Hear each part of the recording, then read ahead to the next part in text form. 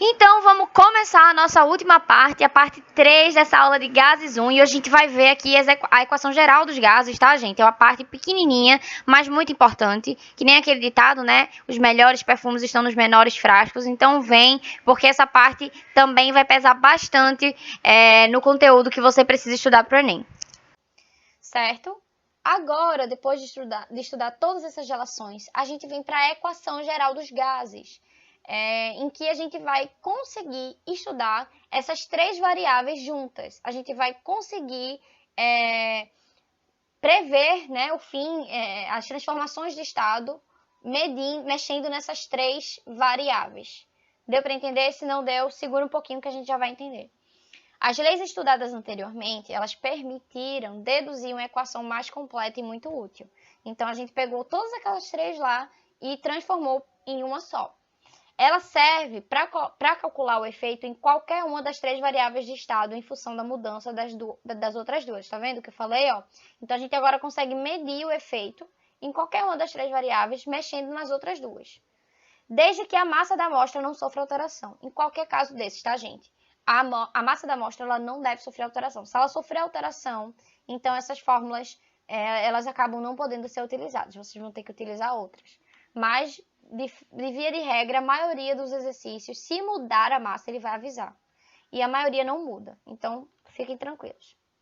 A equação geral dos gases, para a gente entender ela, a gente tem que pensar primeiro numa situação hipotética. Imaginem primeiro essa situação aqui. Eu tenho um gás num recipiente e esse gás ele se comporta de forma que ele tem uma pressão 1, um volume 1 e uma temperatura 1, certo? Então, ó, a amostra de gás em um recipiente com P1, V1, T1. Na primeira etapa desse meu experimento, o que eu vou fazer? Eu vou abaixar meu êmbolo. Então, o que eu estou fazendo com essa minha amostra? Eu estou aumentando a minha pressão e estou diminuindo o meu volume. Então, a gente está o quê? Se deparando com a primeira lei lá, com a lei de Boyle, né? Para transformações isotérmicas. Eu estou mexendo no volume, mexendo na pressão e deixando a minha temperatura constante. Então, ó, a primeira etapa eu vou descer meu êmbolo, vou ter um novo volume Vx e uma nova pressão Px, ó, tá vendo? Vou ter agora Px, Vx, Tx. Onde a transformação é isotérmica, quer dizer que o meu Tx aqui, ó, é igual à minha temperatura inicial, T1. Então, T1 igual a Tx. E pela lei de Boyle, eu vou saber predizer esse estado final pela fórmula P1V1 igual a Px, Vx.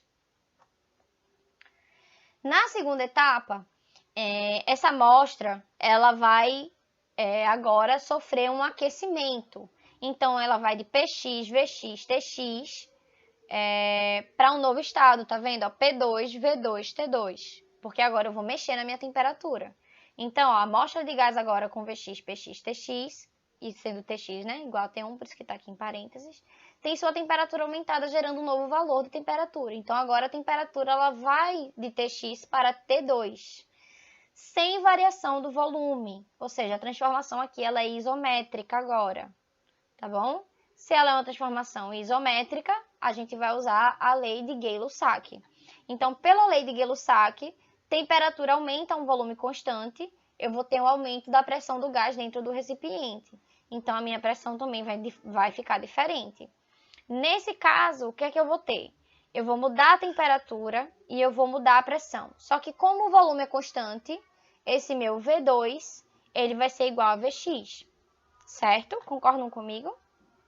Então, ó, a nova pressão P2 dentro do recipiente pode ser calculada pela expressão Px sobre Tx é igual a P2 sobre T2. E a operação é isométrica, tá vendo? Logo, o volume 2 é igual ao volume x. Vx igual a V2. Por conta disso, o que a gente vai fazer agora? A gente vai combinar as equações anteriores. Todas essas que a gente viu nesses exemplos, nesses slides anteriores. O que acontece? Ó? No primeiro exemplo, pela lei de Boyle, eu vou calcular como é que vai ficar a minha pressão final, pela expressão P1V1 igual a Px, Vx. Como Vx é igual a V2, a gente acabou de ver nesse slide anterior, a gente tem o quê? Que P1V1 sobre V2 é igual a Px. Já utilizando essa última expressão, Px, Tx igual a P2 sobre T2, a gente vai considerar o quê? Que a temperatura 1 é igual à temperatura Tx. Então, a gente vai ter aqui, Px vai ser igual a T1 vezes P2 sobre T2. Portanto, eu vou combinar agora essas outras duas equações. Então, ó, as duas são igual a Px, tá vendo? Então, eu posso igualar isso aqui com isso aqui. Então, ó, P1V1 sobre V2, que é essa aqui, é igual a T1 vezes P2 sobre T2, que é essa aqui.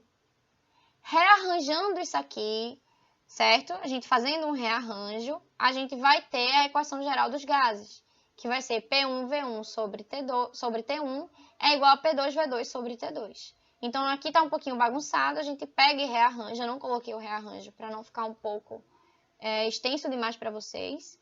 E a gente vai rearranjar e vai ter a equação geral dos gases. Então, a equação geral dos gases é essa aqui, ó. Então, mesmo que todos variem, ou seja, pressão, volume e temperatura, a razão PV sobre T permanece constante. Então, tá vendo? Ó, PV sobre T. Essa razão aqui, ela vai continuar constante, por mais que todos eles variem. Ou seja, a gente viu um exemplo que a gente variou pressão, a gente variou volume, a gente variou temperatura. Então, essa aqui é a equação geral dos gases. Vocês vão precisar dela para resolver algumas equações, tá? Desculpa, para resolver algumas questões. E essa equação aqui, gente, prestem atenção, tá? Principalmente na lei de Boyle, na lei de Charles, na lei de Gay-Lussac. Porque isso é muito pedido em questões teóricas. Esse assunto de gases, ele é muito cobrado também por questões teóricas. E como eu disse a vocês, tem muita casquinha de banana. Então, vocês vão ver na lista de exercícios que ela está recheada de questões teóricas. Porque eu quero que vocês treinem a teoria também. Nem tudo é cálculo, tá bom? Exemplo 7. Determinada massa de um gás, ou seja, eu tenho um gás lá com uma massa, ela foi submetida a 47 graus Celsius. Ela ocupa um volume de 5 litros e está submetida a pressão de 2,5 atm. Então, eu sei que eu tenho uma amostra de gás de 5 litros que está submetida a uma temperatura de 47 graus Celsius e 2,5 atm. Ele quer saber qual vai ser o novo volume que essa massa de gás vai ocupar se essa pressão for aumentada para 3 atm e a temperatura diminuída de 27 graus Celsius. Então, aqui eu não tenho uma situação isotérmica, nem isométrica, nem isobárica. Eu tenho uma mudança de várias variáveis aqui ao mesmo tempo. Eu estou mudando duas. Eu estou mudando tanto a pressão, quanto eu estou mudando também a temperatura. Então, ó, a gente vai fazer o seguinte. Agora a gente vai anotar os estados. Façam isso, gente. É extremamente importante para vocês entenderem a questão, tá? Quando vocês estiverem fazendo o exercício de vocês. O estado 1, eu tenho P1 igual a 2,5 atm. O volume inicial é de 5 litros e a temperatura inicial é de 47 graus Celsius, que convertendo vamos ter 320 Kelvin. Já no segundo estado, a gente vai ter que a pressão 2 vai ser de 3 atm, ou seja, ela foi aumentada. O volume 2 é o que eu quero descobrir e a temperatura 2 é de 27 graus Celsius, que convertendo para Kelvin fica igual a 300 Kelvin. Então, a gente vai usar a equação geral dos gases, P1V1T1, P2V2T2. Como muitos professores de física gostam de apresentar, né? PVT, Povotó. Não sei se vocês já viram isso, essa expressão para não esquecer. Ou seja, P1V1T1, P2V2T2. O estado inicial igual ao estado final. Ó, o exemplo 7, a resolução dele, eu vou isolar o V2 na minha fórmula e eu vou ficar com essa expressão aqui, P1V1T2 dividido por T1, P2. Então, ó, fazendo o cálculo, substituindo, primeiro aqui, né, os valores, 2,5 atm vezes 5 litros vezes 300 Kelvin dividido por 320 Kelvin vezes 3 atm. Eu vou ficar com o resultado de 3,9 litros. Tá certo, gente? Esse meu volume 2 agora é 3,9 litros. Então, agora a gente passa para os exercícios, tá? Eu quero que vocês prestem muita atenção aqui, gente. Como eu falei para vocês, eu trouxe mais exercícios teóricos do que de cálculo. Na verdade, esse que a gente vai resolver agora são todos exercícios teóricos, porque cálculo a gente viu bastante exemplos durante a aula. E eu quero que vocês também quebrem um pouquinho a cabeça, raciocinem na lista. Os exercícios estão no mesmo nível do que a gente viu aqui de exemplo, então não fiquem nervosos, podem ficar tranquilos. Ó, esse primeiro exercício é da PUC, e ele fala o seguinte: uma amostra de gás oxigênio, O2, a 25 graus Celsius, está em um recipiente fechado com êmbolo móvel. Então, a gente sabe que tem uma amostra de oxigênio dentro de um recipiente, e que esse recipiente tem um êmbolo. Indique qual dos esquemas a seguir melhor representa um processo de expansão isotérmica. Se a expansão, o processo que eu estou falando é isotérmico, eu estou falando lá da lei de Boyle, a primeira lei, é a lei de relação entre pressão e volume, em que a minha temperatura ela continua lá constante. Então, ó, ela é uma expansão, o êmbolo ele vai subir, ele não pode descer, tá ok? Então, vou ter ó, uma primeira situação com o êmbolo mais baixinho e depois o êmbolo mais alto, porque é uma expansão. Aí vocês podem pensar, meu Deus, aqui só tem imagem, como é que a gente vai saber o que está acontecendo? Vocês têm que saber o que está acontecendo pela percepção da molécula aqui dentro do recipiente, tá vendo? Ele apresenta, em todas as situações, o mesmo padrão molecular. Tá vendo que as moléculas nessa situação estão todas iguaizinhas? O que ele está diferindo é na situação 2. Ó, nessa situação 2 da letra A, o que acontece? Aumenta o número de moléculas. Então, está errado. Como é que eu posso aumentar o número de moléculas se eu só estou expandindo o volume do gás? Eu não estou aumentando a quantidade de massa do gás. A quantidade de massa ela vai continuar igual. Então, essa situação 2 ela já está descartada, porque aqui as moléculas estão em uma quantidade maior. Na situação 2, as moléculas do gás estão ocupando o recipiente de forma não uniforme, porque ó, aqui embaixo tem um espaço vazio. Como é que pode? A gente sabe que o gás ocupa de forma uniforme o recipiente que o contém. Então, a situação 2 está errada. Na situação da letra C, a gente tem a situação 1 igualzinha às outras das letras A e B. Porém, a situação 2 dela, ó, as moléculas já estão distribuídas por todo o recipiente. E olha a quantidade. 1, 2, 3, 4, 5, 6, 7, 8. 1, 2, 3, 4, 5, 6, 7, 8. Então, tem a mesma quantidade de moléculas e elas estão ocupando todo o espaço do recipiente. Então, eu já marcaria essa letra C como correta, porque ela, até agora, é a que está mais correta dentre as que a gente analisou. Na letra D, olha só, o que acontece? Eu tenho uma expansão, 1, 2, 3, 4, 5, 6, 7, 8, também tem 8 moléculas, mas reparem no tamanho. Na situação 2, o tamanho das moléculas está bem maior. Então, como é que pode? A molécula cresceu, tomou biotônico Fantora, comeu o espinafre do Popeye? Não pode, né? Tá errado isso aqui, descarta na hora. Essa letra E, o que acontece? Eu tenho as moléculas juntinhas aqui, e na expansão essas moléculas, elas se dividem. Provavelmente ficam só os átomos, né? Isso tá errado, porque as partículas de um gás, elas não vão sofrer interação de forma que elas se modifiquem. Então, isso aqui tá errado, viu, gente? A resposta correta é realmente a letra C, ó. Então, ó, a segunda questão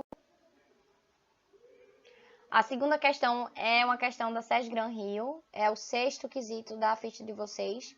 E ele fala aqui, ó, a análise do gráfico abaixo, que mostra as transformações sofridas por um gás ideal quando variamos a sua temperatura, pressão ou volume, nos permite afirmar que o gás evolui.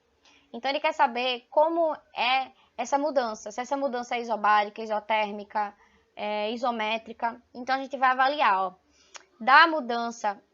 Essa daqui, dessa letra A, você já pode, inclusive, cortar, porque ele não traz aqui, tá vendo, a mudança de 1 para o 2. Ele traz a mudança de 2 para o 3 e do 3 para o 4. Então, o que a gente pode observar? Ó? A mudança do 2 para o 3, eu tô mantendo o volume igual, tá vendo? Ó? Eu tô mantendo o volume igual, os dois estão em V2, porém eu tô mudando a pressão. Então, essa mudança aqui de 2 para 3 é uma mudança isométrica.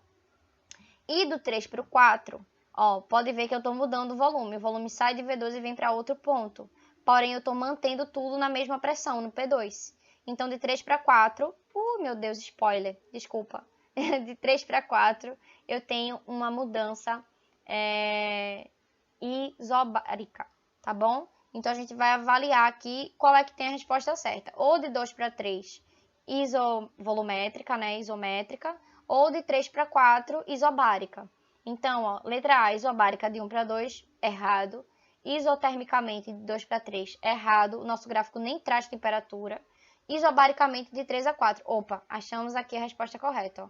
Isobaricamente de 3 para 4. E esses dois pontos aqui estão à mesma pressão. Então, essa seria a resposta correta. Só para desencargo de consciência, analisar com vocês.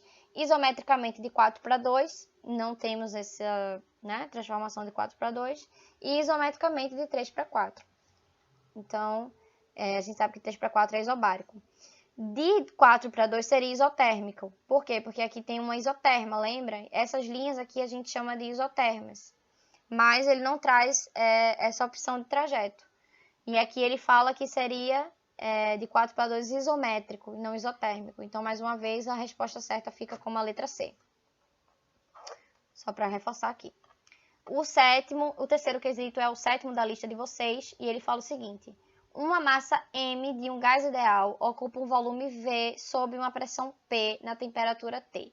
Então, eu tenho uma massa M que vai ocupar um volume V, uma pressão P e uma temperatura T.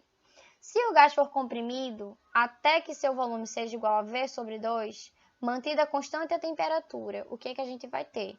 Se o volume ele vai estar, eu vou estar mantendo a temperatura constante, vamos analisar. E o volume ele está caindo pela metade, a gente sabe que pela lei de Boyle a pressão ela vai ser inversamente proporcional. Então, a pressão, diminuindo o volume, a pressão aumenta. Se eu diminuir o volume pela metade, a pressão vai aumentar o dobro, certo? Então, vamos analisar.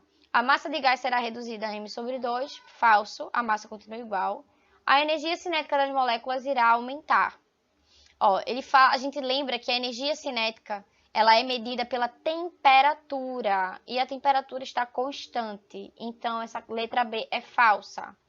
A frequência de colisões das moléculas com as paredes do recipiente que contém o gás irá aumentar. Opa!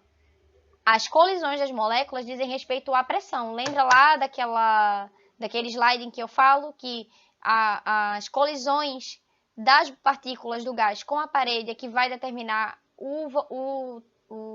a quantidade de pressão que a gente vai ter, né? Se a pressão vai ser alta, se vai ser baixa. Então, a letra C é que me parece correta. Letra D, o volume das moléculas do gás irá diminuir. Falso. O volume já diminuiu. Ele não vai diminuir porque eu já diminuí. O volume já foi diminuído. Tá bom, gente? Então, não tem como o volume vai diminuir ser efeito do volume ser diminuído. Isso é completamente... Isso é um pleonasmo daqueles, né? Então, falso. As forças intermoleculares aumentarão de intensidade devido à maior aproximação das moléculas. Falso. A gente sabe que a interação entre as moléculas ela é desprezível. Então, a resposta vai ser mesmo a letra C, tá bom? A frequência de colisões das moléculas com as paredes do recipiente que contém o gás vai aumentar. Esse daqui é a terceira questão da lista que eu botei para vocês. Ó, 2 amostras de igual massa de um mesmo gás foram submetidas ao seguinte teste, a temperatura constante. Então, eu tenho aqui 2 amostras. Uma das amostras, ela tem a mesma massa do mesmo gás, tá, gente? Então, uma delas, eu coloquei 5 sacos de areia em cima do êmbolo do recipiente que contém a massa de gás. Na outra, eu botei 10 sacos. Então, o que acontece? Uma tem 50 atm de pressão e tem 10 litros de volume. E a outra, porque tem o dobro do peso em cima do êmbolo, ou seja, o êmbolo está mais baixo, de forma proporcional aqui. Ela vai ter 100 atm e vai ter 10 litros de volume, certo? Então, o que é que está acontecendo aqui? Eu estou alterando a pressão, mantendo o volume constante. E provavelmente o que deve estar mudando aqui é a temperatura. Então, os dados obtidos para a pressão e volume das amostras comprovam a lei D. A lei que faz com que a mudança seja isovolumétrica, né? É aquela última, é a lei de Gay-Lussac. Então, tá errado aqui, tá, gente? É a letra B, a resposta. Deixa eu corrigir aqui com vocês. É a letra B. Porque é o seguinte, só pra gente não ficar confuso, tá? Só dar uma explicada. Provavelmente essa questão ela tem um erro. Quem produziu ela. Inclusive, se essa fosse uma questão do vestibular, deve ter sido anulada. Porque o que acontece? Aqui ele fala que são 10 litros e 10 litros, ó. Se fosse de forma proporcional, realmente, aqui deveria estar 5 litros. Porque aqui dá a ideia de que o volume está menor, realmente.